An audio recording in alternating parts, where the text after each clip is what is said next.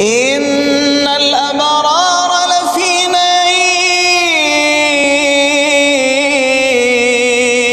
نعيم وإن الفجار لفي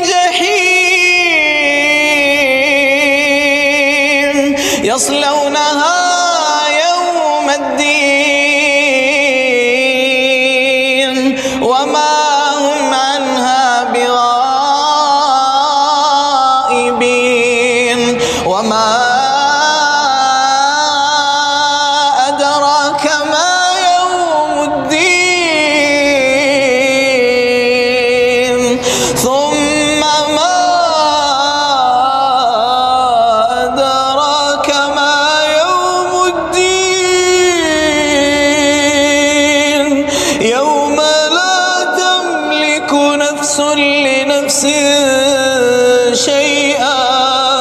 والأمر يوم